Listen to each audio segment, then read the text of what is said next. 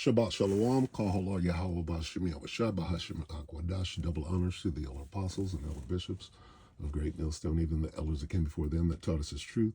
Shabbat Shalom and salutations to all the brothers out pushing the word of truth and in sincerity, the hopeful like tabernacle of David. I'm the brother elder Yashawan Shalom and Shabbat Shalom, salutations to you all. This is the WW3 Daily Update. And Nate is going to say the same thing. This is WW3 update. Okay. First, let's get Revelation 9 and 12. One woe is past, and behold, there come two woes more hereafter. That woe means destruction, or in this case, it's talking about World War I. One woe is past, and behold, there come two woes more hereafter. Let's go to Revelation.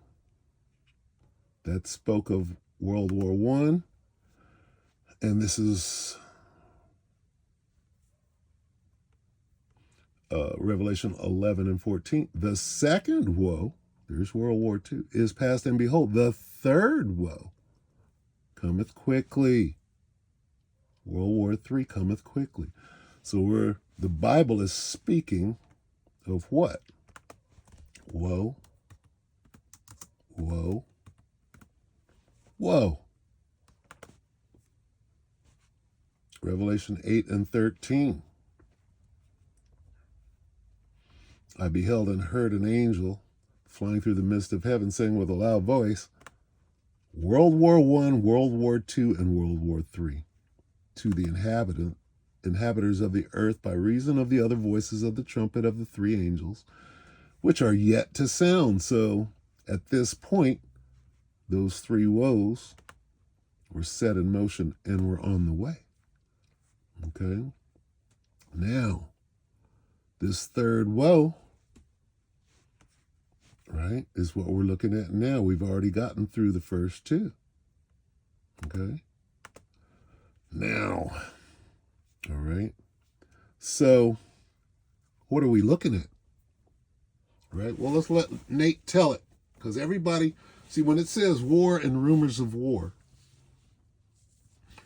that translates into, rumors translates into threats, news reports, meaning fame, World War III, or war during these last days, right before Yahweh Bashim Yahweh Shai resets this thing. Okay? Everything will be about war. Now, I'm going to let Nate describe the climate of the world that we're in right now. All right? Nate is not in the truth, but Nate is up on his geopolitics. What are geopolitics saying about the world that we live in now? And if we know that the world is going to end in a nuclear exchange, how close are we to that? Take it, Nate. This is your World War III update. Oh, stop. Sounds familiar. Why do we got to talk about World War III every day? Okay. Well, with whatever happened with that taking of that vessel, that oil tanker, guess what? Okay. Everything is going to be war. See, you're in the war. You just haven't figured it out yet. Okay. When bullets start flying over your head, and you're like, oh, I'm in this thing. Okay, here we go. You know, while all of the grifters and con artists and rage baiters out there from... That's all part of World War III. Nick Fuentes to Tim Pool to Candace Owens to Milo Yiannopoulos, Roseanne Barr, the list goes on. All of these infighters right now, well, they're creating great entertainment for all of us to watch the undoing, the Ouroboros of the right-wing grift tearing itself to shreds. As entertaining as that is, we've been telling you to take action. We've been giving you pragmatic advice, telling you should probably buy silver, which is now $64 an ounce. This is historical. Up 5% today. Is there going to be a pullback? Probably, but I mean, who cares at this point? And what does that Six. indicate?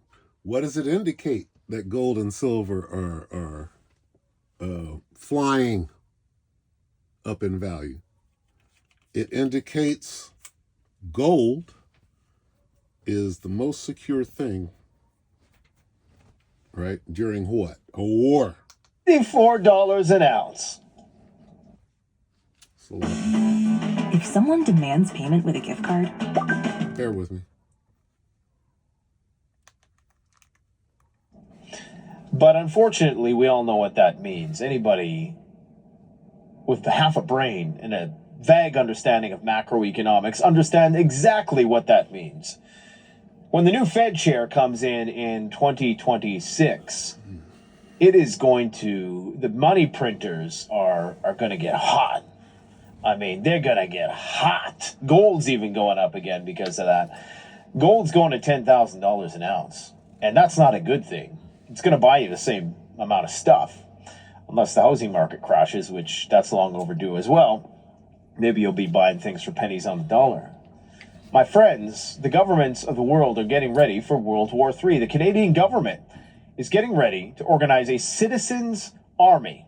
Okay, you already got one in the States. It's called ICE. You know, those Stasi-esque secret police who don't legally have to provide a badge number or even identify themselves, which is why there's been like 60 fraudulent cases of people walking around with ICE uniforms, accosting people, arresting them, kidnapping them, because people think that they're ICE agents and they cover their faces and all that stuff. Yeah, that's coming to Canada as well. And of course, because government never relinquishes control, once they've done what they need to do with the immigrants and they want to justify their inflated budgets, they're going to continue to try to find new threats to neutralize of a homegrown extremist sort. We got a little bit to talk about with respect to that as well, with the United States looking at a bill which will have anybody who plans on entering that country have to forfeit 5 years of their social media handles and history, and even their biometrics, their DNA, okay? This is crazy. But what I want to talk about today is this plan for a massive mobilization in Canada to fight World War III. Now they're going to say, oh, it's not because of World War III. We just want to be prepared, which is a good thing. I'm not knocking preparedness, but we got to read between the lines. They're taking all the guns. The cops look like they're going to war with the population. Every day they got some other, gadget on their vests. Meanwhile, here we are, neutered to all hell, completely defanged, and they're getting ready to stick us in a trench. Get a load of this. Canada's military is exploring how to raise 100,000 reservists. I mean, Russia does that over the weekend. I mean, these numbers are just pathetic. 300,000 supplementary citizen soldiers on top of 85,000 regular force members, of which now there's 65,000, and I think there's like 35,000 reserves, and no citizen soldiers. You know who they're going to conscript for the citizen soldiers, right? All those people who want to fast track to permanent residency. I predicted that too. Just watch. A new director, Czar, General Position and Mobilization Office. You hear that, Somalia? You can come back now. Just go put the uniform on. You non-fighting bitches. Anyway, yeah. More of the same. Let's get this. What do we see going on from the top down? Joel 3. I'm going to end on this here, Joel 3 and 2. Okay. What is the Most High Yahweh Shem Yahweh Shai doing? Fuck everybody else. What do we see going on?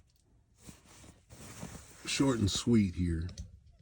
Let's see. I'm sure this is all in here. I might have jacked that up on another one. Joel 3 and 2 in the King James. I, Yahweh Shem Yahweh Shai, will also gather all nations and bring them down into the valley of Yahweh Shaphat, and will plead with them there for my people and for my heritage Israel, whom they have scattered among the nations and parted my land. What does that mean? What does the Most High mean when he says, I will gather all nations and bring them down? That means World War III. Okay. What is all of the spirit of war? What is that? Well, the Most High is doing what? Kindling this war. Let's read it in the NLT. I, the Most High, will gather the armies of the world. All nations have an army. Any nation that has an army, where are you going? Into the Middle East. Why? That's where the judgment is going to happen. See, you think it's just a little gathering. You're gonna set up the Axis, the new NW whatever. We got plans, and you're participating in these plans, but they're not yours. I will gather the armies of the world into the valley of Yehoshaphat, which is in the Middle East. That's what God is doing. What do you do with armies anyway? Why is he going to gather the armies of the world? For war, stupid. Okay? What kind of war? Well, eventually a celestial one. This is, what is this? Let's look.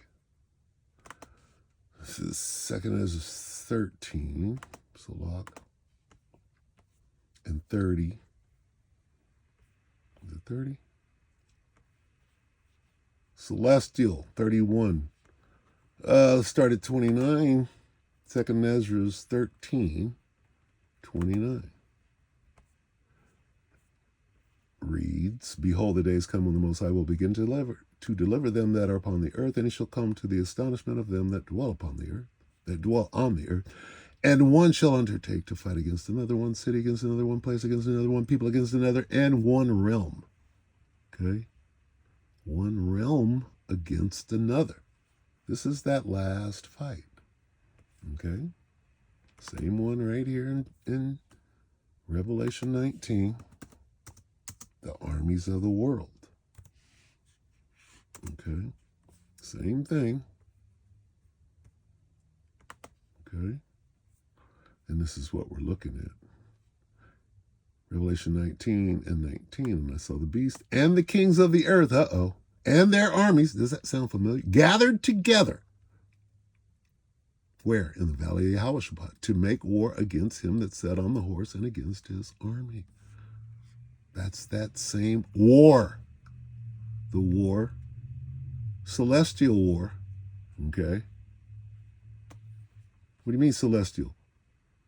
Fourth dimension opened up. And I saw the fourth dimension open, and behold, a UFO came out of it. Salakia, I know you don't understand.